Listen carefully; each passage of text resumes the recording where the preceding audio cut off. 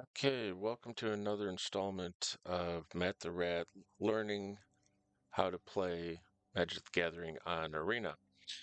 Today, we're going to look at the different aspects of Arena. So if you're new to the game, I'm going to walk you through how to manage the system and where to go to what to do. And then we're going to play a few games. Again, I'm going to use my mono red burn deck, and we're going to walk through how to play the game and what different parts to cards mean and how to attack, all that sort of stuff. So let's get started. First of all, this is your main screen. This is when you open up Magic the Gathering Arena, this is what you're going to see. So this is your home page. Next, we're going to go over to Profile, and it's got a different aspects here. So I play Constructed, which is standard specifically. So Constructed means those are decks that you build and then play with. So in standard, you have a minimum of 60 cards, and typically that's also going to be a maximum of 60 cards. You don't really want to go too far over 60 because it reduces the chance of getting the cards that you need to get out into play. And so that's constructed. And you see I've got a limited rank here. That's for other aspects like um,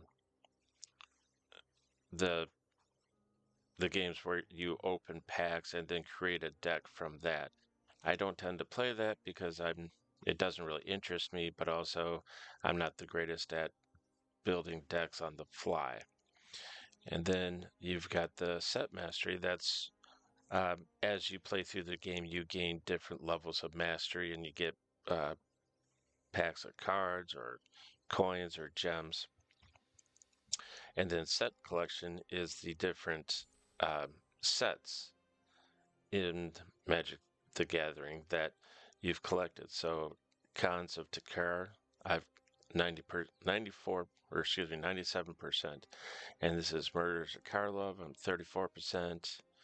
Ixalan, I'm about 87%. So this isn't really that important to know, but I suppose as you're purchasing packs of cards, you're going to want to look for the ones that you're kind of low on, or the decks or the cards that have the cards within that set that you're going to want to buy or purchase. So then you know which deck to go to.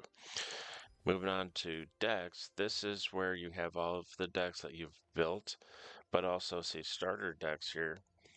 Um, and you scroll down. These are all decks that you get with when you first start Magic the Arena. And the point of these is you get to play with them and kind of learn how different decks work, what cards are in them, what sort of combos work well together, meaning different cards that work well together to create effects like damage, attacks, or some other ability or aspect of playing against your opponent. So those are starter decks. And again, these are decks that I've either built or that I've seen off of the internet, downloaded them, and then purchased the cards uh, through crafting those. And I'm going to walk through that next session. We're going to look at deck building and also net decking, which is purchasing or downloading the list of a deck and then creating that within Magic the Gathering Arena so that you can play with those decks competitively. They're your deck. And typically, the starter decks aren't that strong uh, in competitive play, but they're just something to get you going. And right here, this is if you were to find a deck online that you like, you've copied it to your clipboard, you import it here, and then it opens up in the edit deck file. So packs, moving on. This is where you would, if you have packs that you purchased, they're going to be here and you get to open them up on screen here and then it will show you all the cards that were within that pack. In the store, this is where you buy your gems, or excuse me, this is where you use your gems to purchase decks or packs, and then you go back to packs and open them up. So In here, there's a lot of different things that you can purchase. And then below here is where you can also get more gems. So this is how much it costs, and these are how many gems you get. And again, you use the gems to purchase packs, or you can use coins, but you don't buy coins. Those are earned through winning games. And up here, this is how many gold I have coins at the moment. This is how many gems I have at the moment. And this sort of lotus shows you how many cards that you have available to make a deck. So I have 12 common, 31 uncommon. I don't have any rares at the moment, and I have 10 mythics. So if I were to create a deck that had, say, 5 mythics in it, I would then craft those cards or purchase those cards in a way, and then my mythic cards would be reduced by 5. So this here is telling me that I have 10 available to put towards 10 mythic blank cards that I can use to purchase mythic uh, cards in the deck builder. And finally, we have the mastery um, sort of timeline here. I'm currently at 12, and so I've gotten that pack, and this bottom row is like the mastery bonus level. If you purchase the Mastery Pass for 3,400 gems, then you also get these unlocked. So I'm at the current level of 12. I've gotten my Murders at Karlov Manor, that deck, but also if I had the Mastery Pass, I would also have earned a March of the Machines pass. And this is kind of worth it. A lot of people do go for this. And if you have the funds available in terms of gems, it's not a bad thing to purchase. I wouldn't say it's the best thing. Probably buying cards, decks would probably be your first choice. Um, let's go back to store for a minute. So I wanted to show you one other thing. So in the store, if you kind of scroll along, there's a lot of different things that you can purchase. There's like great deals for gems, um, packs of cards, 90 packs here that you can purchase. Um, and then scrolling through for different uh, cards, like art cards. And then this is kind of an important thing. You can go here and purchase directly wild cards. So these would be rare wild cards, as you can see. You'd get 4 of them for $9.99, and then 4 mythic cards, which you would get for $19.99. Now, the ones that I have up here, my 10 mythics, uncommon and common, I've earned all of those through playing games, or either playing games, so I've gotten packs, or I've bought packs, and within the packs, I've picked up a few mythics. Rares, I've already used up all of mine in building decks, but you also can get rares through the decks or the packs that you purchase. And you don't always get rares and mythic cards in them, but sometimes you do. And that's kind of the big amount here for all of these things. So you can purchase gems like I showed you. Here you can buy packs of different cards, and up at the top here, this is where you'd select the type of cards you want. So right now we're in Murders at Karlov Manor. Say if you wanted to get some more Lost Caverns of Ixalan, you'd click on this symbol here and it would bring up all the different options of how many packs of cards that you can purchase and then open. And one more here, so there's Wilds of Eldraine. Again, all the different amounts of cards you can get, and some of them, this is a 1 pack of like a set booster. This is a mythic pack. Um, they don't really describe what the different packs are.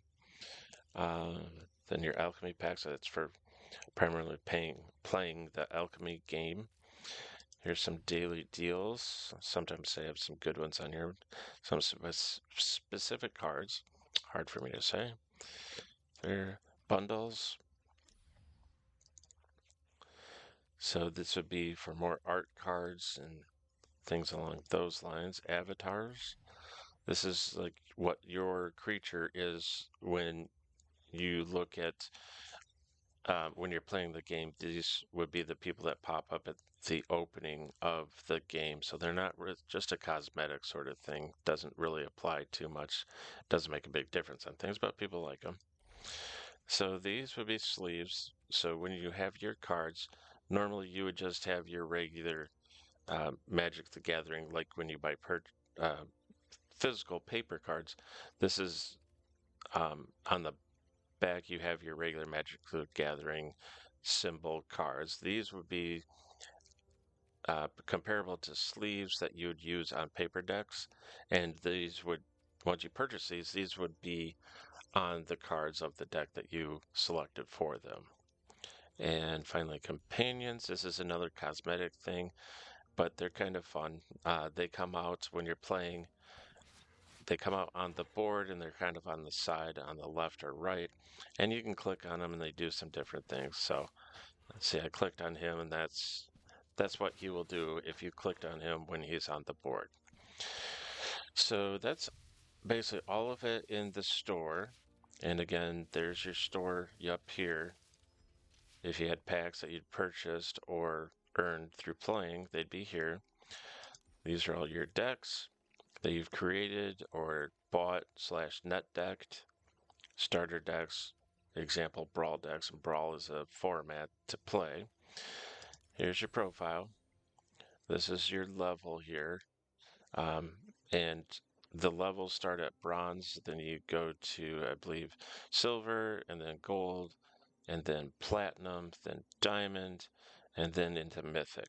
And within the different colors or metals, you have different tiers. They start at 4, then go 3, 2, 1. Once you've gotten the different 1, 2, 3, 4 notches on, say, bronze tier 4, you would then level up to bronze tier 3, and it repeats over again. You need to get 4 wins before you can move on to the uh, next level.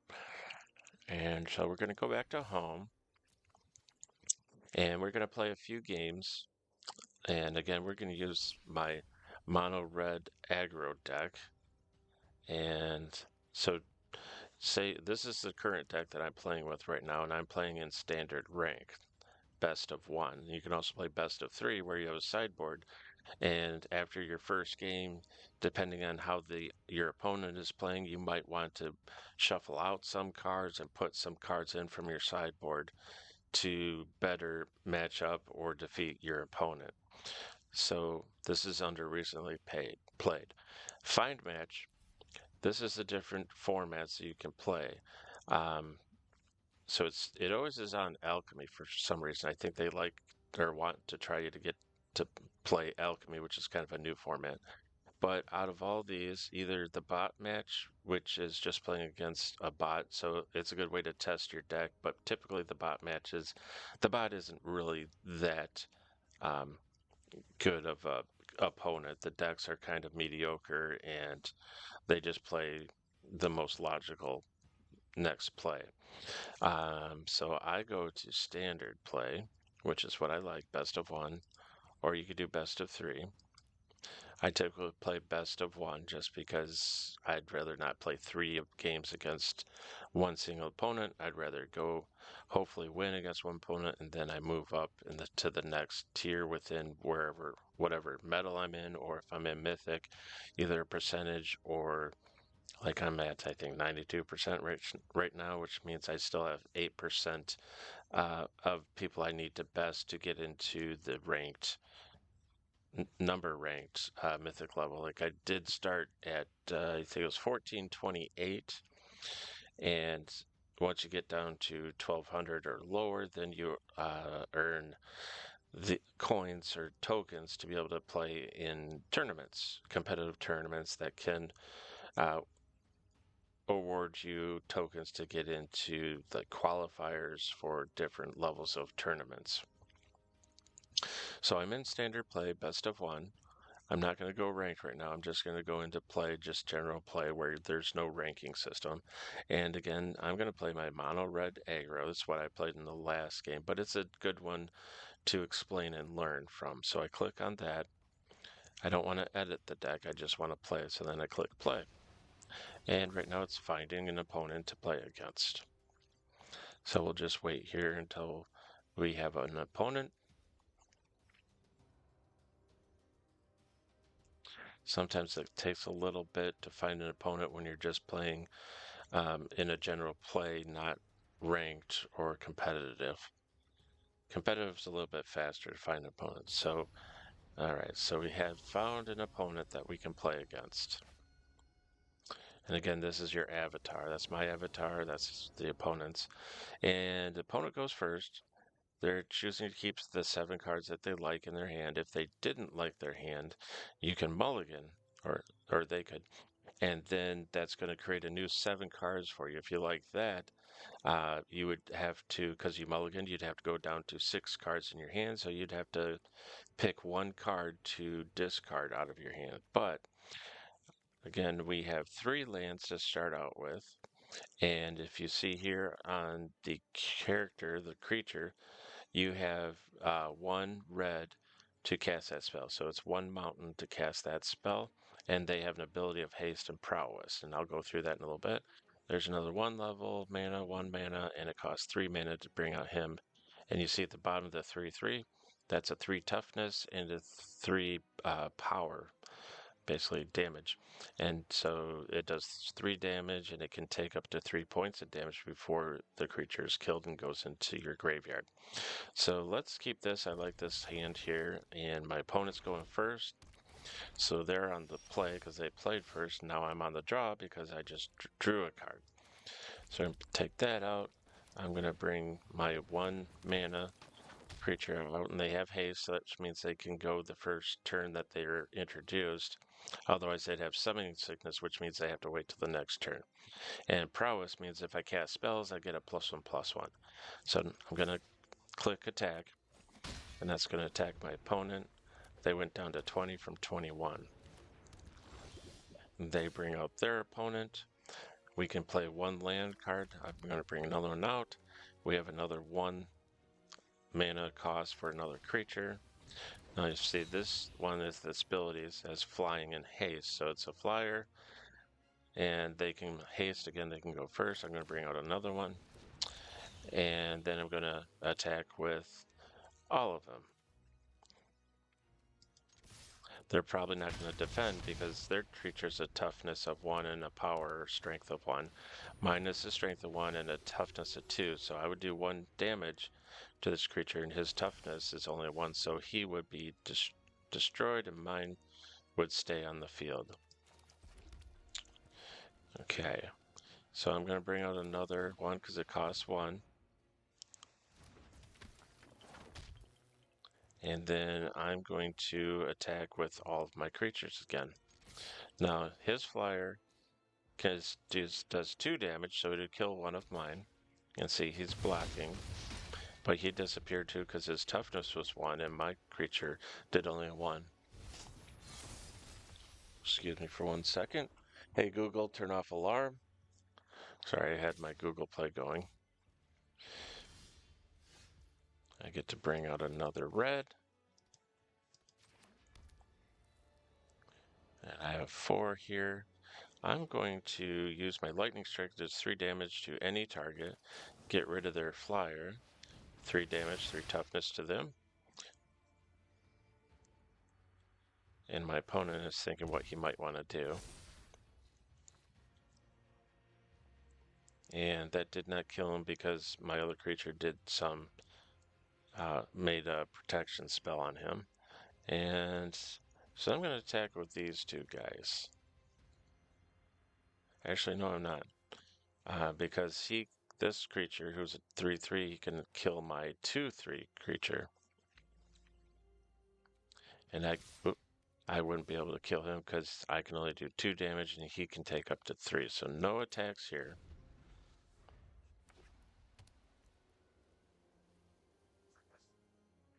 And the big thing of mono red aggro decks is they want to get out as many cheap creatures as possible, do as much damage as possible before, like this here, they can start bringing out their creatures and start doing more damage, kind of overpowering my creatures.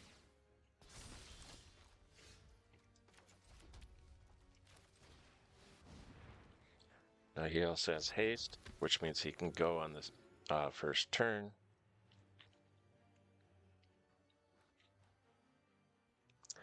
I'm going to bring him out.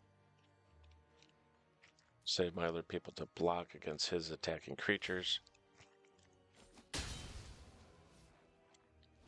He uses cheapest blocker to block mine.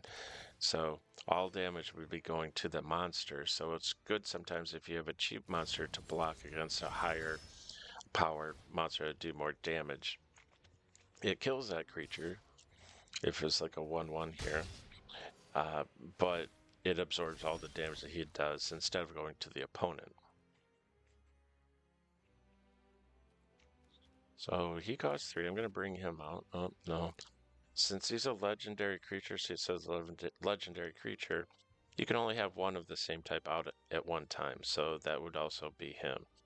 But I'm going to put him out, which will get rid of him.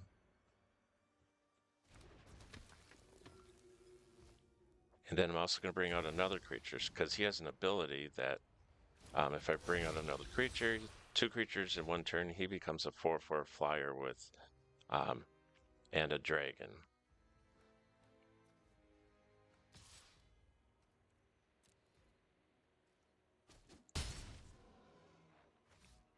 And then he loses that ability after he uses it that turn. And it becomes, again, what he was when it brought him out a 3/3 creature.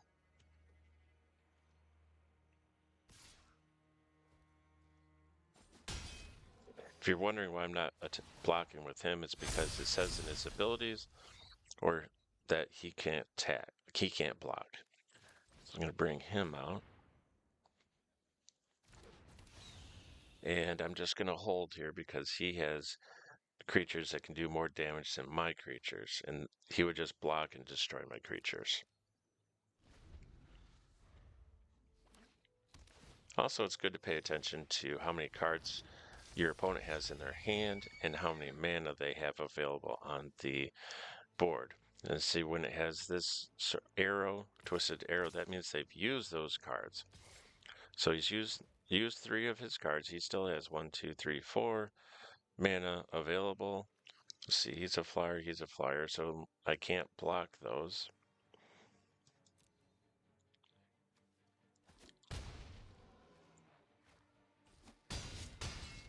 Yeah, I went to -2. I lost this game. So sometimes the red deck doesn't do well because in this case, my creatures just didn't come out fast enough and do enough damage to drop his health down to 0 before he started producing all of his higher level creatures. So usually a mono red deck, if it's gone past 4 or 5 turns, it's not likely that a mono red deck's going to win. But hopefully we'll play it again and hopefully we'll get a win here and we can see how a mono red deck really does shine.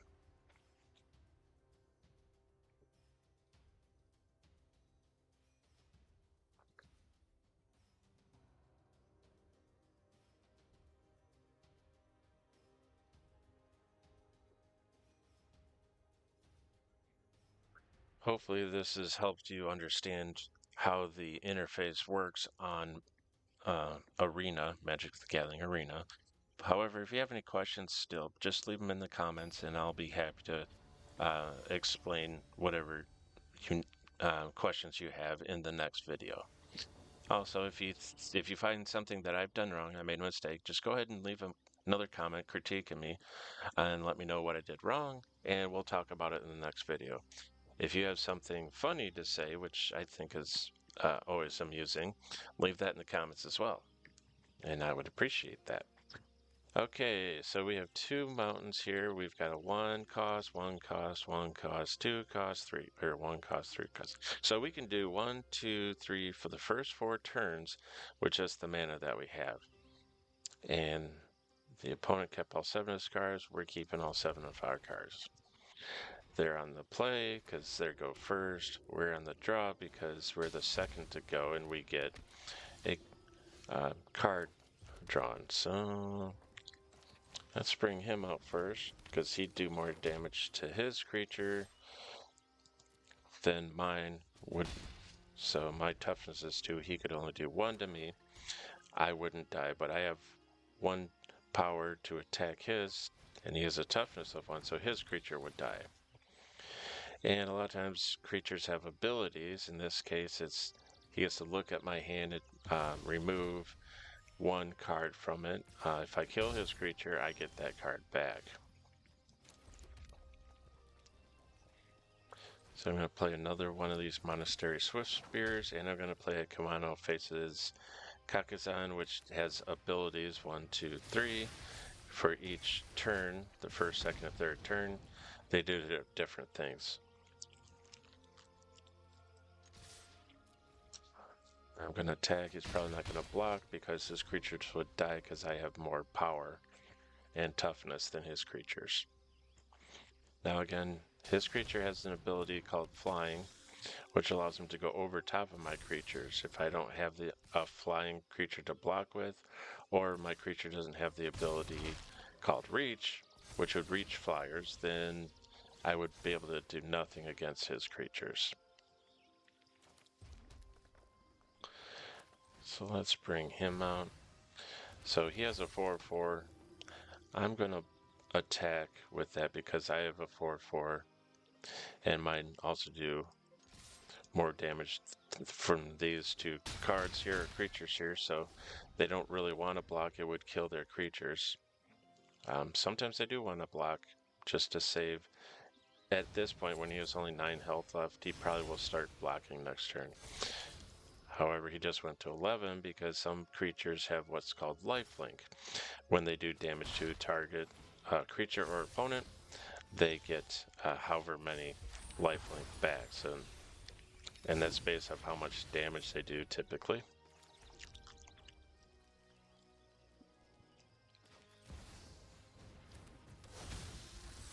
So I'm going to do 3 damage. Actually, I'm going to do it against him so I can get my card back. And some creatures' prowess means that when I cast spells, I get however much, like in this case, it's a +1/+1 until end of turn. Again, I'm not going to attack because his creatures would destroy my creatures, and his would not be destroyed. Well, this one would, but this one would not. And he can do 6 damage to me or my creatures, so if anything, I would have to block. And he's going to take my card again, which is really annoying. But that's an ability that black cards, which are swamps, typically have. And here I just have a mountain to play, so I'm not going to play it, so it makes him think that maybe I have a really good, powerful card in here, and that might stall him from doing anything else. So again, I'm not attacking because his creatures would kill mine. But we're starting to line up more creatures, and if we have more creatures and they do, at least something will get through. But in this case, it really wouldn't be worth it. And by get through, I mean his creatures aren't, he doesn't have as many as I do, so at least one of, before this he had 1, 2, 3, which means I had 4, so at least something would get through even if he blocked with all 3 of his creatures. Okay, now things are starting to slow down for us because all we're getting is mana, and so I needed more creatures or spells to draw from my library, which is the cards I have to be able to draw, which is right here. And this is my graveyard, where all my cards go when I've either used them, like the Lightning Strike spell, or my creatures have been destroyed. This is where they go. And some abilities or spells allow you to bring back cards from your graveyard. Often a black deck does have that ability. You can see this is his deck right here. He used an ability to be able to see the top card of his deck, and one of his creatures was destroyed, so now it's in the graveyard. He's attacking with a 9/9. I don't really want to take 9 because I'll be down to 7 here, or excuse me, 6. So I'm going to block, and that's going to absorb all of his damage, so he doesn't do that 9 to me. Okay, now this is a planeswalker. They're not creatures, they're more like opponents. Well, they are creatures, so he can attack those, or he can attack me, so it's kind of like another opponent. And they have an ability to do different things, and this gives a +1, that's a -7. So I'm going to use that ability. I'll explain those at a later time. Come on, Chandra. Think of something good.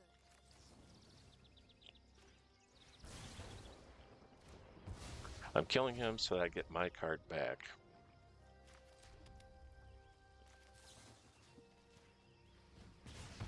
Do 2 damage to him, which kills him. And I'm not going to block again because he has a 9 toughness and a 9 power. So he'd do 9 damage to me. So I have these 2 blockers here. I'm going to have, if he attacks, I'm going to have to block with one of them. Although I did get some lifelink, so I went back up from 9 to 15. So maybe I won't block. But I would go back down to 7. And then on his next turn, he could do 9 again, and that would kill me, or I'd have to use another blocker. And in which case, if all things stay the same, I'd be out of creatures. So, not a good situation to be in. And again, I have 6 here, and you can bring out 1 card per turn, so we're at turn 6. And like I said, with mono red decks, you go past turn 4 or 5, your likelihood of winning the game goes down dramatically. And the longer the game goes on, the more likelihood that your opponent can bring out larger creatures, and larger in terms of how much damage they can take and how much damage they can do. Like again, this could do 9 damage and can absorb 9 damage. My creatures can do 2 and 2 damage, so it wouldn't kill off his creature. It would kill this one, but to avoid taking 9 damage here, I'm going to have to use my card as a blocker.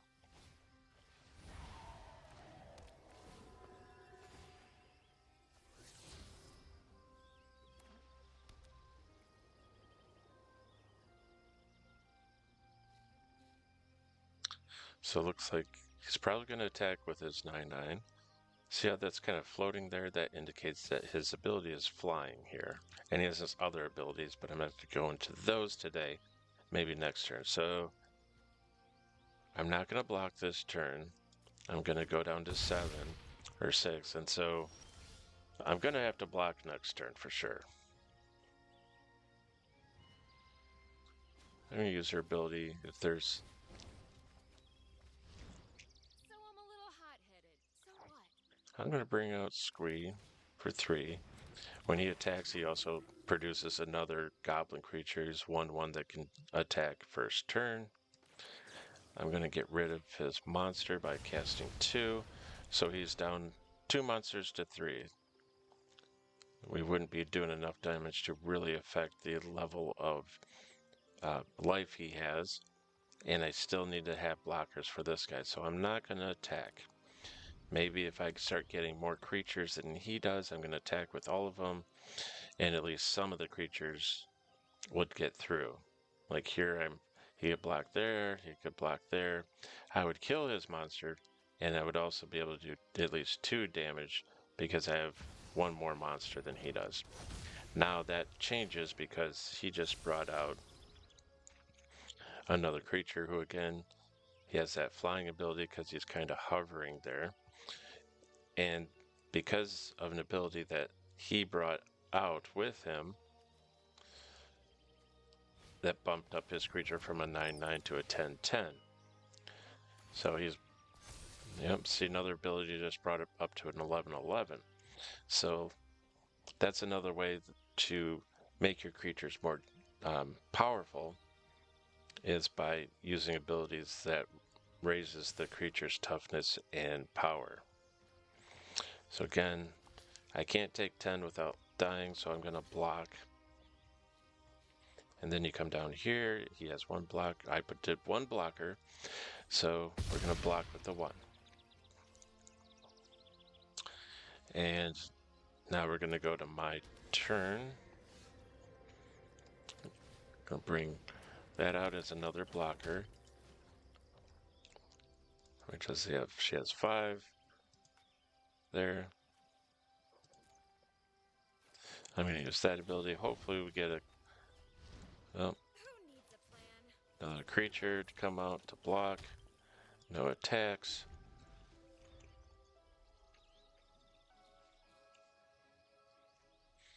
You might be wondering why he has this blue kind of webbing over top of him. That's a ward spell. It means that if you wanted to use abilities like Lightning Strike to do 3 damage to him, I'd have to pay an additional 3 life, or I'd have to pay 3 life. Sometimes it's 3 mana to have those spells go through his warding ability. So it's often nice to have that as well.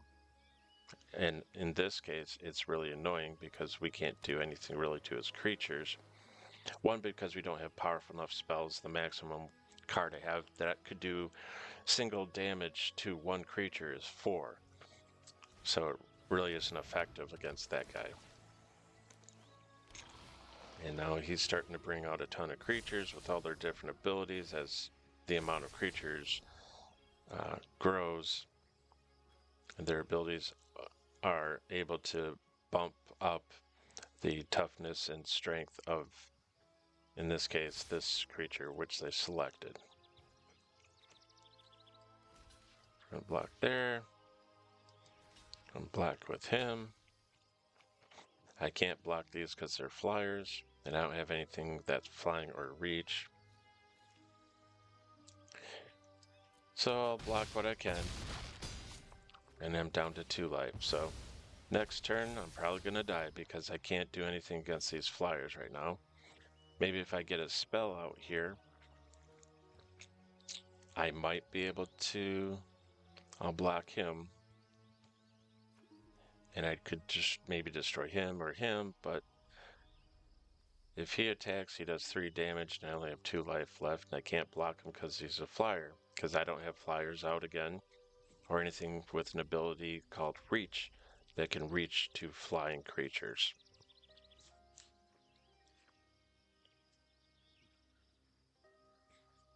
He's looking at his cards, seeing if he wants to do anything else, because he has a lot of mana left available to him.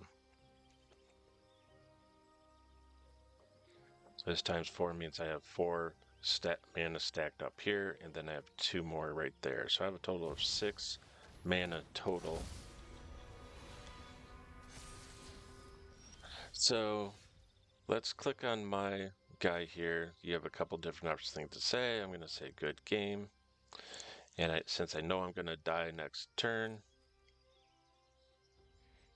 I'm just going to hit the gear up here and hit concede.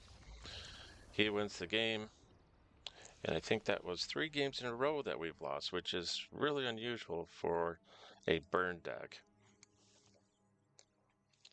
But people are just playing really good decks right now, and it's hard to beat a really good deck unless you also have a comparable deck. So that's it for this video. Went through and explained a lot of the major things here. Next video we're going to do is how to build your own deck, which is a lot of fun. And so I'll see you in the next video. Thanks for watching, everybody. Like and subscribe if you would, if you feel like you want to. And again, leave comments with any questions you have of things that maybe I glossed over very quickly or things I didn't even explain here. I'll answer those in the next video. And so thanks for watching. Appreciate you going all the way to the end with me.